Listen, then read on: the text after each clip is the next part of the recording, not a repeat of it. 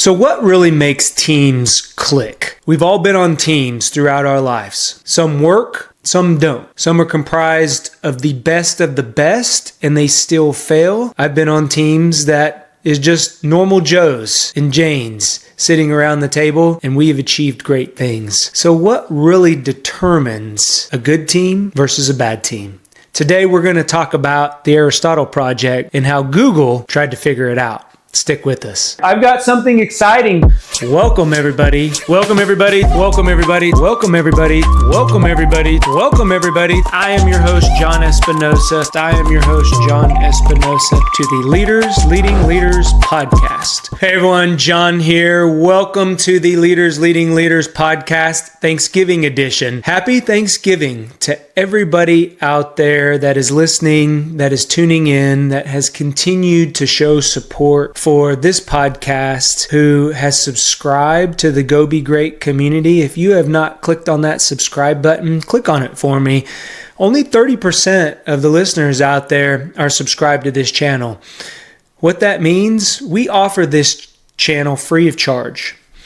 No ads, and those subscriptions help us achieve that. So you would be doing us a favor by clicking on that subscribe button, and thank you. I really appreciate the time that you spend, especially on a Thanksgiving holiday. Many of us have family in town. That can be a good thing and it can be a bad thing, right? I mean, a lot of times when our homes are filled with family, like our hearts are full, but then families bring along their baggage with them as well. Our family members, we all have that one person in the family who likes to talk politics or likes to talk religion, doesn't back down, right? I mean, again, Thanksgiving can be a holiday where it can be stressful as well as thankful.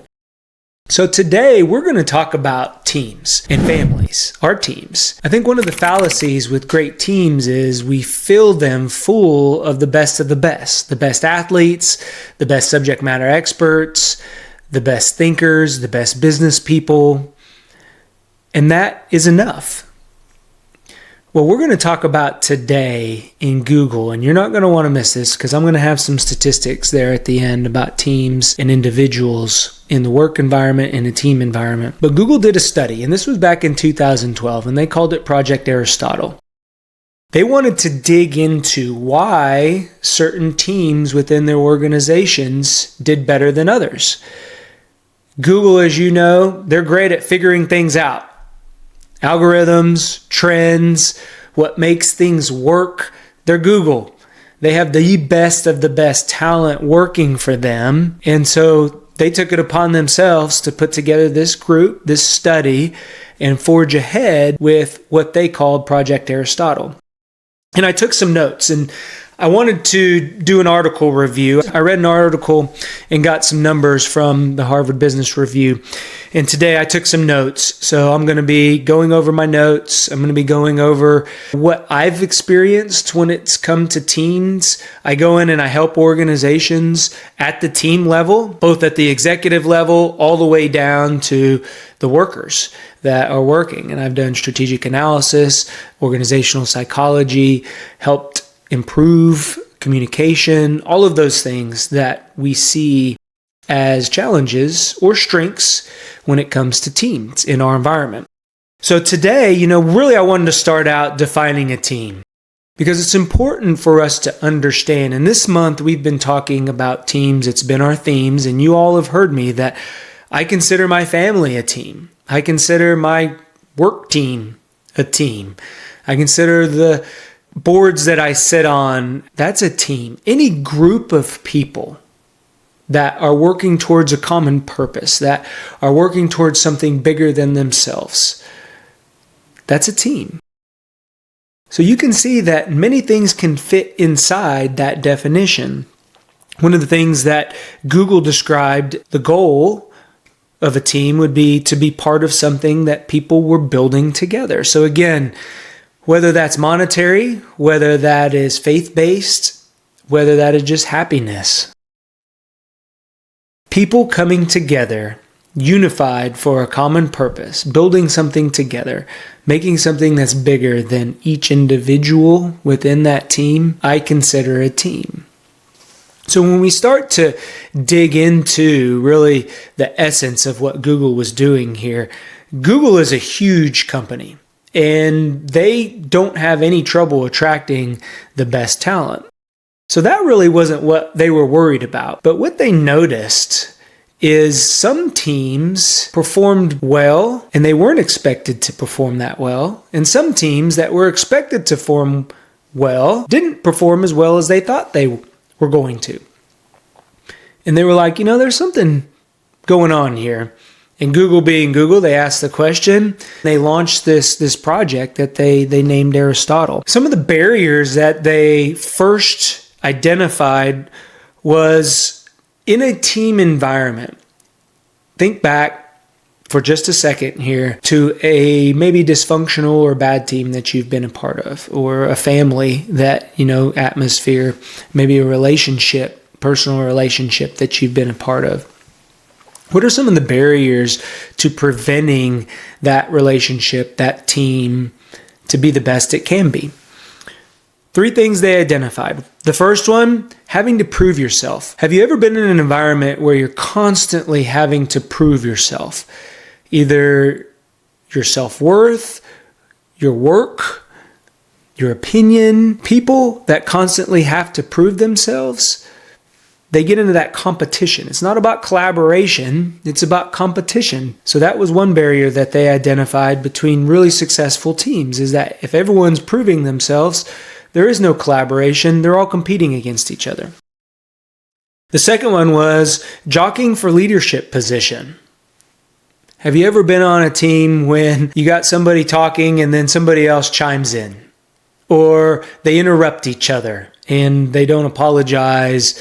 They just continue to kind of run people over in the group. Always trying to figure out who is in charge when you have a team that has many alphas, many type A, maybe personalities that are on the team. They like the spotlight. They like the stage. That is a barrier for a successful team. And this is one of the things that Google talked about. And then last but not least, the third one that they identified as a barrier for a good team was fear of making a mistake. So as you know, innovation comes out of failures. If you are fearful of making a mistake and never really go as far as to fail, how do you know that you're not on the edge of innovation? So these 3 things, Google didn't quite understand what made a team successful, but they knew that these 3 things were barriers to teams not being successful. So they took that kind of as their foundation. And as they went out, what they did, they came up with some assumptions. And they started looking around and observing. They sent out several assessments and questionnaires. And they asked people, what makes you feel part of a team? And things like, well, we share stories, right? Comes out. We spend time talking about non-work things. So teams that function together, that are high performing, that do well together, they just don't focus on work, because a majority of our life does happen at work, but also we do have that personal life that is important. And that relationship building, I think, is a big part. At least for me, the teams that I've been on, I continue to have relationships with those team members. They're really good ones that clicked and we did great things together. We knew each other's spouses' names. We knew each other's children's names, or at least how many kids that you had, where they went to school, any grandchildren that you had, where you lived, right? You talked about those non-work things. I can even tell you about hobbies and interests that some people had that were on a team. So that was an important part. And then crazy ideas without, and one of the other things that came up was this idea of having crazy ideas without fear of failure. You could say something in front of the group and nobody would look at you or criticize you for thinking that way or saying that. They found that teams that shared crazy ideas innovated better, worked together better. So these were some of the things that they initially assumed, that if people shared stories, if they talked about non-work items, and if they shared crazy ideas, that those teams would perform better than other teams. So it was really, really interesting for me as I started digging into this research and started digging into what the project was, because I'm fascinated by teams. We've talked about group dynamics during this season. We've talked about communication, values, what you do outside of the team. And all of this really plays into what we've been talking about. So if you're somebody out there and you're trying to put together a team, maybe you have a business and the team that you inherited it. So now how do you create an atmosphere, culture to where that team thrives? Or maybe you're putting together a team and you're hiring. How do you pick people to be on your team, to be part of your organization, to help you run your company that are going to thrive? Maybe you're a college student and you're part of a team or part of a group. And you're a set of individuals at first, but as you go through the storming, norming, forming, and performing stages, how are you all coming together? And what are the things that you're doing? So there's a lot of use cases for building teams, performing in teams, how teams interact with each other. So I found it very interesting. So Google set out. They weren't happy because what they ended up figuring out was it didn't really matter if people hung out after work. It didn't really matter if you put a whole bunch of subject matter expert Yale graduates on a team together, because there was not really any correlation. They couldn't find anything that was trending along the lines of team. So Google, being Google, has access to tons of data, right? And you would think that they'd be able to mine this data and figure out what was going on with these teams. And the story that we tend to tell ourselves is performance management. If we hold people accountable for what they say and what they're going to do, they'll perform better. Or if we optimize individuals, if we give individuals what they need to perform at their best, it makes sense that they would perform better. We would assume that they perform better. But that's not really the case here. That wasn't the case. What Google found to be some teams performing better than other teams. They couldn't quite figure this out, and it really was frustrating them. But what they knew is that there was something special about a team environment versus an individual environment. And here's some of those facts that I got out of the Harvard Business Review that talk about where we are today when we talk about team work versus individual work. What the article says is team-based work has grown. If you think about your office environment, and even though we virtualized, right, a lot of the tools that we currently use are very collaborative in nature, whether it's Microsoft Teams, Zoom, or any other face-to-face virtual platform that we can use to talk to each other. Now it's not just pick up the phone and we hear voices, we see each other. So that collaboration has really increased. And this is what the article found. 3/4 of the day, of the work day, is spent communicating with others. So again, if you think about that, this could be instant messaging people. It could be texting people on your phone. How often do you communicate with others? I would say at least 3/4 of my day. Even this could be a form of communication, is a form of communication. So yeah, 3/4 of my day is spent communicating with others. So that's why Google spent a lot of time, and they felt it was important to try to figure out exactly what made great teams click. One of the other things that the article mentioned is when you look at work in a team-based environment versus an individual-based environment, teams achieve better results.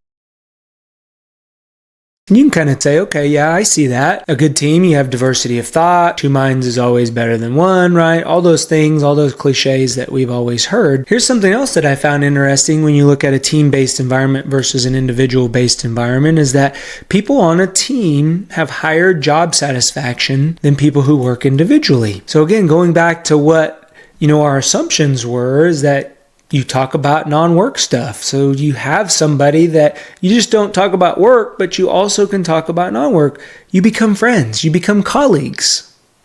You become family, if you want to look at that. Some of the greatest teams that I've worked on, I would consider them part of my family. So these are the things that drive us to figure out what makes a team click. What are the ingredients for a successful team? And Google thought it was so important that they have a people operation department. I didn't even know this, but as I was reading, this people operations department was in charge of this Project Aristotle. So some of the assumptions that they had were that you put the best people together and they will perform well. Another assumption that they came up with was that if you put like the introverts together and the extroverts together, that they will perform well, because the introverts tend to be by themselves, tend to internalize, think, process.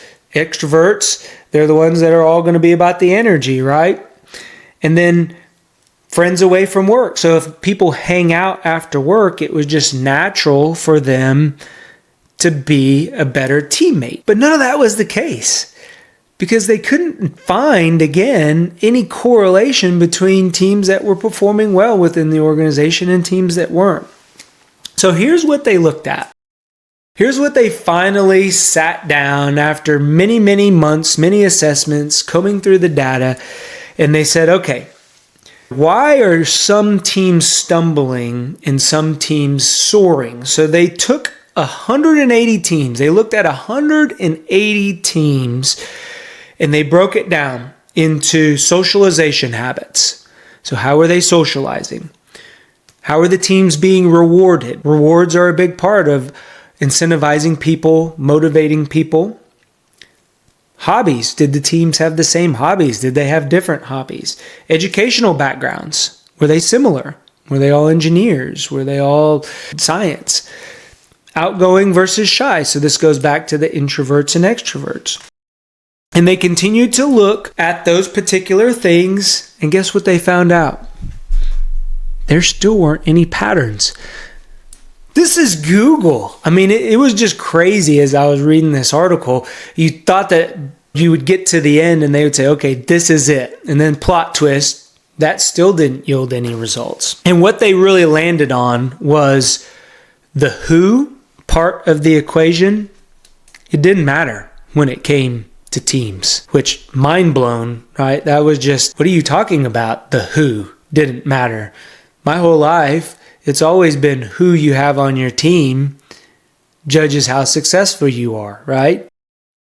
But that's not what they found out. So what they did was, Google being Google again, not giving up, trying to find patterns, is one thing that kept coming up in all of these assessments and all of these studies and all the people that they talked about, was this idea of group norms. And when we talk about group norms, they're really the unsaid rules of the group. So they may be a tradition. In my team, Caravelle ice cream cakes we use to celebrate special occasions. That's a tradition that we've used. And it was birthed out of a team member who was from the East Coast, and that's what he grew up celebrating, his birthdays and special occasions. That's a group norm of one of my teams. Standards. Standards are a big part of group norms. Written versus unwritten. Do you say what you're going to do? Do you meet your timelines? Do you show up to meetings on time? Do you show up to meetings prepared? I mean, a lot of those are unwritten standards. I don't tell people on my teams to make sure that they're ready to go when the meeting starts. That's just a standard that we have. So group norms were found to be common across many of these teams that were high performing. People were putting the team above themselves. Now they were on to something. And what they finally figured out across looking at 180 teams, what the teams that soared had over the teams that seemed to flop were two very distinct characteristics and actions. The first one, equally distributing the conversation. Turn talking. Nobody was over talking anybody else. Everybody wanted to hear from everybody. Everybody gave pause to make sure that people were processing and then had the opportunity to share. Nobody criticized anybody for bringing an idea to the table. Everybody equally contributed in the conversation. So think about a team that you've been a part of that has practiced that. And then the second one was this social sensitivity piece. And I call it emotional intelligence. They labeled it as a social sensitivity. But it was the ability to read the room, to tell when tensions were high and maybe it was time for a break.